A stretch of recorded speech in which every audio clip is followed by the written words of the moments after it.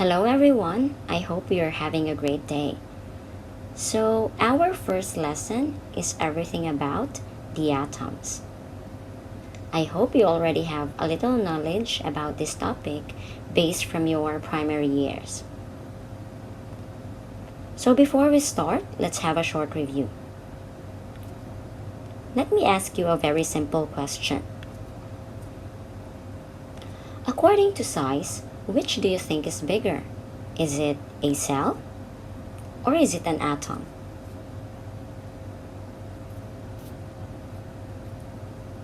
Right, the correct answer is an atom.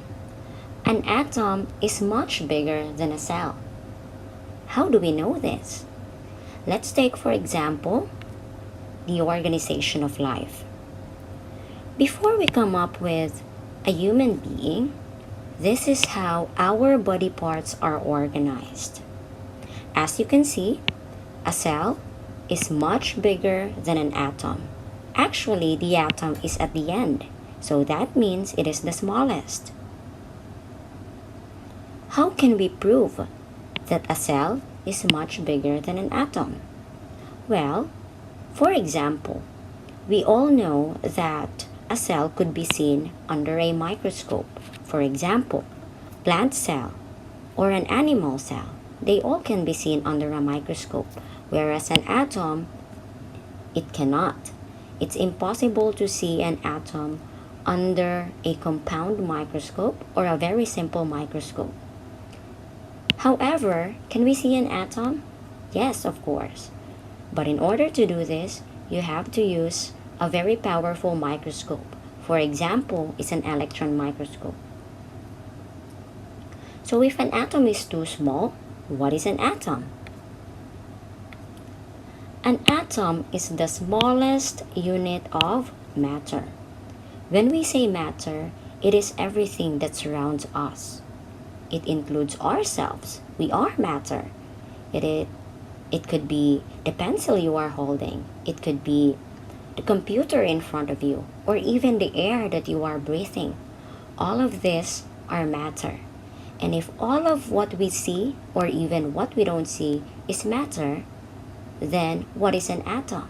Atom is everything around us, because all matter is made up of atoms. Now, if we could draw an atom, how would it look like? Here is a simple photo to represent how an atom would look like. As we've said, this entire photo represents an atom. So as you can see inside, there are 3 smaller particles, which is represented by the blue ball, the red ball, and the yellow ball. We would call these 3 particles as subatomic particles. From the name itself, sub means it is found inside the atom. And because it is found inside the atom, that means it is a lot smaller than atom. So how many particles are there inside the atom? Again, we have 3. 1, 2, and 3.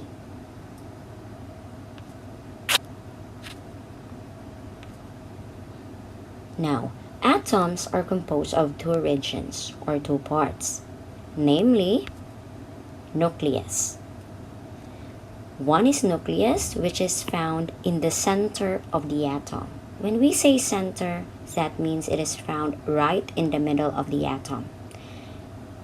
It contains the mass of the atom. So how heavy an atom depends on its nucleus.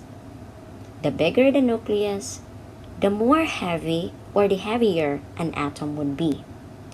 The second part of an atom is called as the electron cloud. The electron cloud surrounds the nucleus of an atom. The nucleus of an atom. It contains most of the space of the atom. So basically, when we talk about space, That means the volume or the size of an atom. Remember, size is different from mass. Size pertains how big the atom would be, whereas mass pertains to how heavy the atom would be. Now, if we can draw this, let's draw, for example, a circle in the middle. Now, this circle will represent the nucleus. Surrounding the circle would represent the electron cloud. Simple.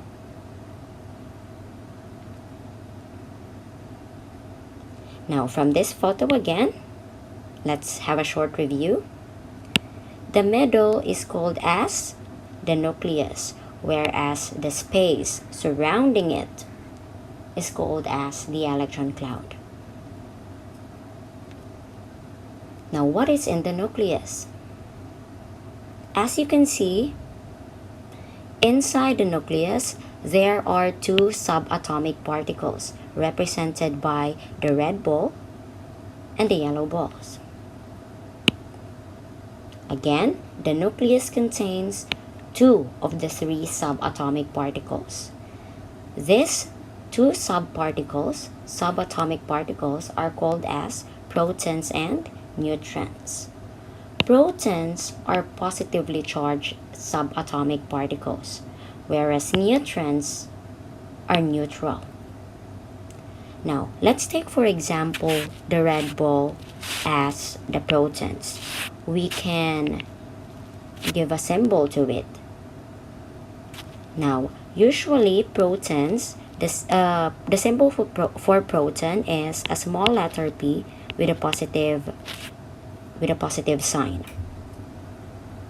Now, neutrons, on the other hand, is the yellow ball, and the symbol for neutron is a small letter N with a zero sign. Why is it zero? Because neutron is neutral, and when we say neutral, that means it has no charge. It is neither positive nor negative. That's why the symbol is zero, whereas proton, the symbol is positive. Now, what about the electron cloud? Again, the electron cloud is a cloud that surrounds the nucleus. As you can see from this photo, there are only blue balls surrounding the nucleus. So therefore, the third subatomic particle resides outside the nucleus and is therefore found in the electron cloud. This third subatomic particle is called as the electron. So basically, the blue balls represents the electrons, and these electrons are negatively charged. In symbol, we can say E negative. Easy, right? So again, let's have a short review. The red ball is proton, P positive. The yellow ball is neutron, or N0. These are the three subatomic particles that are found inside an atom. Proton and neutron occupies the nucleus, whereas electron is found in the electron cloud. Now next, how do these particles interact together? Now, protons and neutrons, they are found in the compacted tiny nucleus. This nucleus is positively charged. They are compacted together. And aside from that, this nucleus makes up the mass of an atom. That is because, according to size, both protons and neutrons are a lot bigger than electrons surrounding it. So that That's why the mass of an atom depends on the nucleus. Now the electrons, on the other hand, they are found outside the nucleus. These electrons have negative charge and they have small mass because they are smaller than protons and neutrons. However, they occupy a large volume, but because they are smaller in mass, they are not considered in the mass of an atom. So, how do the subatomic particles balance each other? Well, normally, in an atom, the amount of protons is equal to the amount of electrons, which means the amount of positively charged subatomic particles should balance out the amount of negatively charged subatomic particles. For example, if there are 20 protons inside the nucleus, then there should be 20 electrons to balance out the nucleus. If there are 5 protons, then there should be 5 electrons. In this case, if the protons and electrons are equal in amount, we call the atom as neutral. A neutral atom is an atom that has no charge or zero charge. It's neither positive nor negative. That's because the amount of positive charges balances out the amount of negative charges. Now you may ask, what if they are not balanced? What if they are not equal? Is it possible to happen? Yes, of course it is possible to happen. If the number of protons is more than the number of electrons, then an atom would have a positive charge, or it would be a positively charged atom. For example, if there are, 5 protons, and on the other hand, there are 3 electrons, then the atom's charge would be positive 2.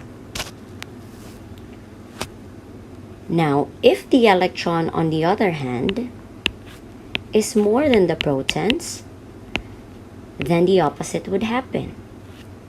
The atom would be a negatively charged atom.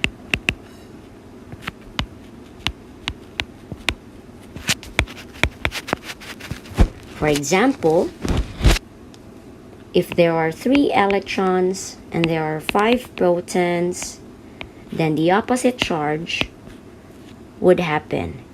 The charge over the atom would be negative 2.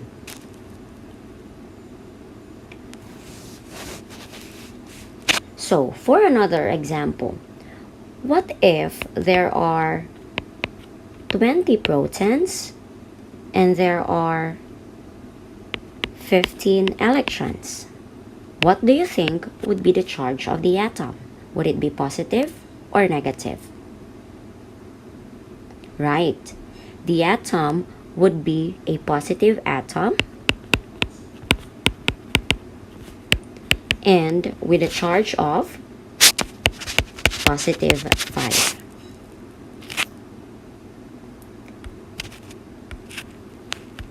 How about the neutrons? Well, the neutrons have no charge. Therefore, they do not have to equal the number of protons or the number of electrons. Is it possible that an atom could have more or less neutrons? Yes, it is possible. If an atom would have more or less neutrons, that's what we call as an isotope. For example, hydrogen atom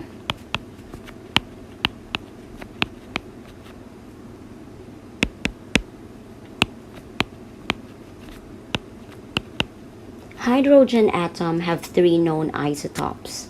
They are called as protium, deuterium, and tritium. All of them are the same kind of atom. They are all hydrogen atom. However, they differ in the number of neutrons. For example, protium have no neutron. Deuterium have 1 neutron. And tritium, on the other hand, have 2 neutrons. How are they the same atom? That's because their number of protons are all the same. All of these 3 have 1 proton. And all of them as well have 1 electron. The only difference is their number of neutrons. So we can say that an isotope are same elements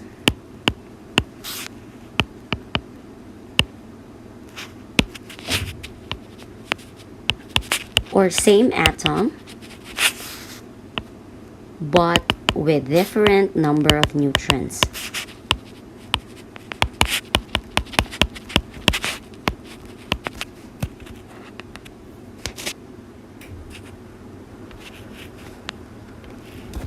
Now, how many atoms are there?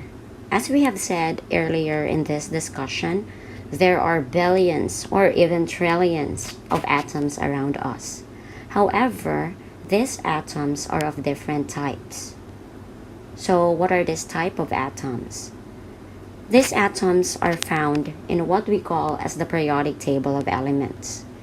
This periodic table of elements lists down all of the atoms that are found on Earth. Right now, we actually have 118 known elements. Some of them are naturally occurring, while some of them are synthetic or they are made in the laboratory.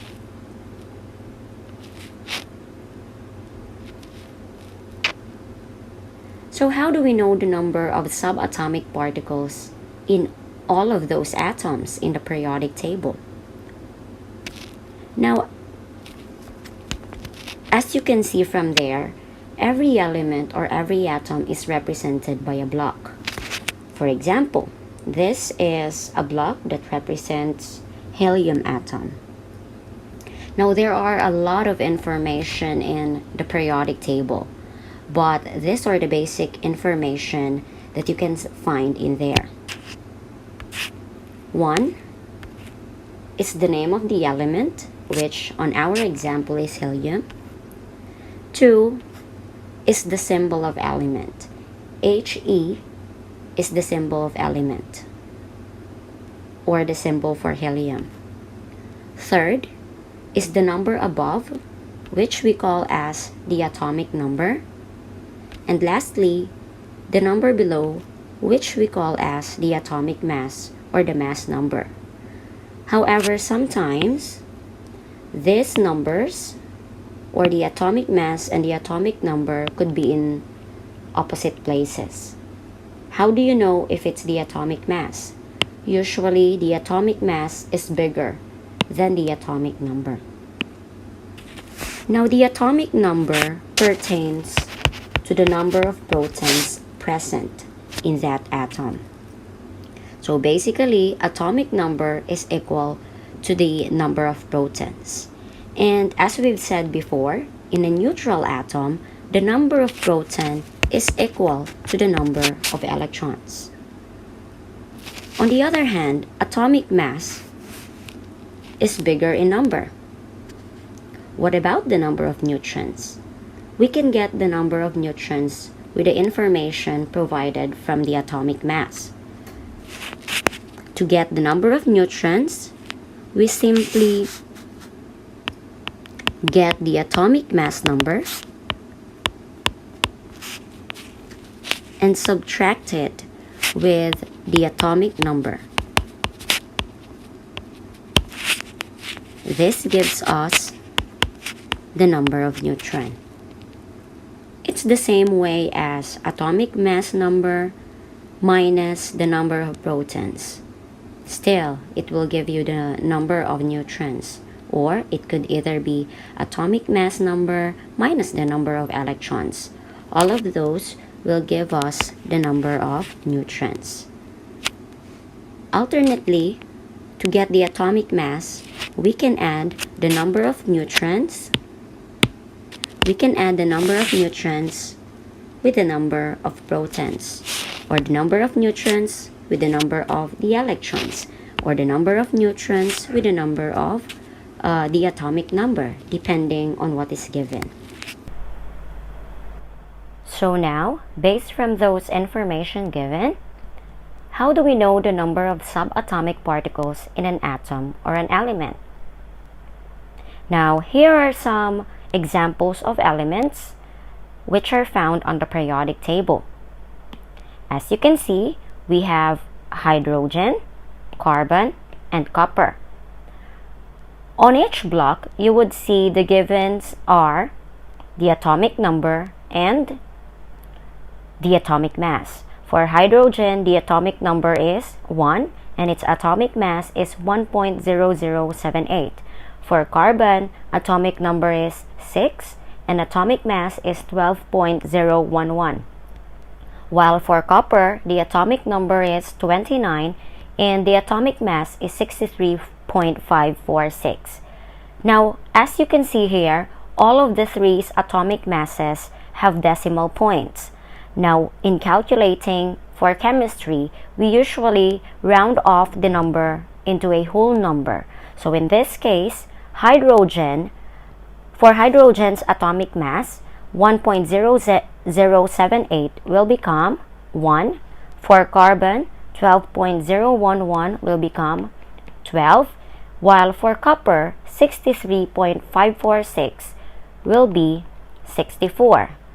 Now, if the number on the right next to the decimal point is higher than 5, usually we add 1.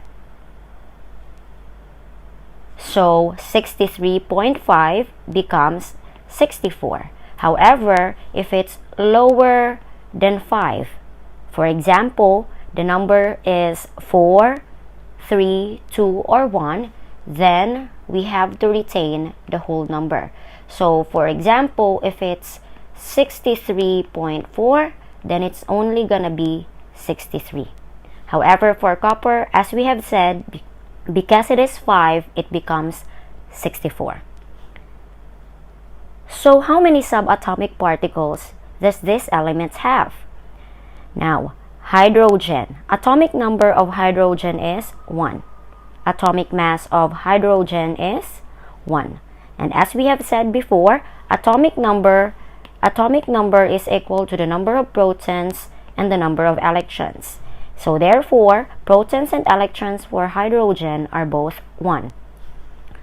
Now, to get the number of neutrons, as we have said, mass number should be subtracted with the atomic number. So 1 minus 1 is 0. Hydrogen has no neutron. Now for carbon, atomic number is 6 and atomic mass number is 12. Number of protons and electrons are same with atomic number, so 6 and 6. Now number of neutrons would be 12 minus 6 is 6. Now for copper, I would write it above because there is no space. Atomic number for copper is 29, while atomic mass number is 64. Number of protons and electrons would also be 29. And number of neutrons would be 64 minus 29 is 35. Now let's apply what we have learned into more examples. So, determine the number of subatomic particles in the following. For example, a chlorine atom has a mass number of 35 and an atomic number of 17. How many subatomic particles does it have? So as we have said before, atomic number is equal to the number of protons and the number of electrons. On the other hand, to get the number of neutrons, mass number should be subtracted from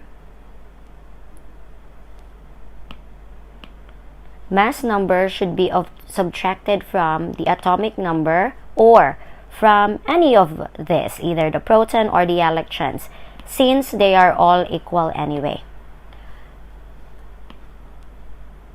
Now, from the given, atomic number is 17 while the mass number is 35.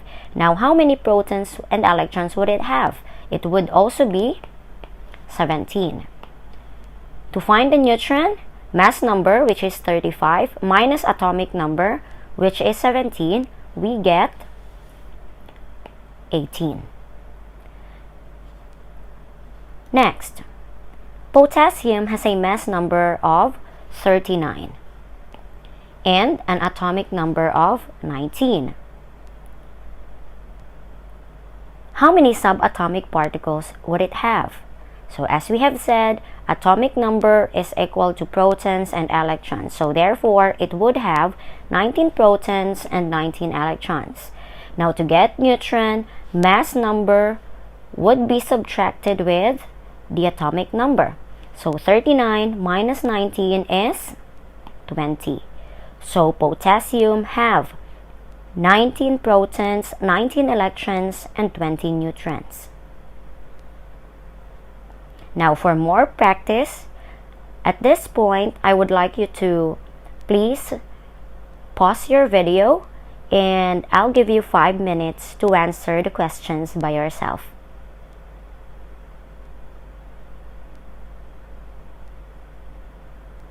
Okay, so now let's name the element having the following characteristics or the number of particles. Now, please be guided with periodic table. So, number 1, the element has 26 electrons, 26 protons, and 29 neutrons. Since the number of protons is 26, then therefore, this element's atomic number should be 26. And 26 plus 29 is equal to 55. So therefore, the atomic mass of this element must be 55. What is that element?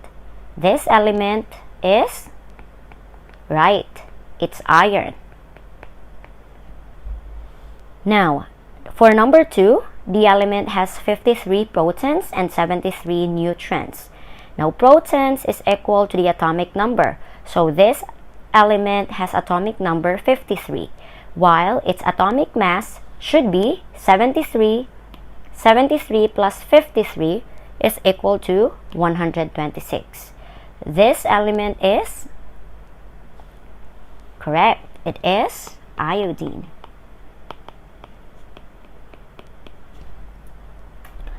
Now, number 3. This element has 82 electrons and 125 neutrons. Number of electrons is equal to the number of protons and number of atomic number. So therefore, it's the element with atomic number 82 and it has atomic mass number which is 125 plus 82 is 207. This element is the element with the symbol Pb, and this element is called lead. Now for number 4, the only given is 0 neutrons. Then to know the answer, it must be that the atomic number of this element is equal to its mass number. Because if it has no neutrons and mass number is the number of neutrons plus the number of protons, then therefore atomic number should be equal to the mass number. Now what is this element? Right, it is hydrogen. Atomic number of hydrogen is 1 and atomic mass number of hydrogen is 1. So therefore, it has 1 proton but no neutron. Now for the last number, it is a neutral atom with 20 electrons. When we say neutral, as we have said before, that means the number of protons is equal to the number of the electrons. Electrons is 20, then this atom must have 20 protons as well, and also atomic number 20. This element with atomic number 20 is very good. It's calcium.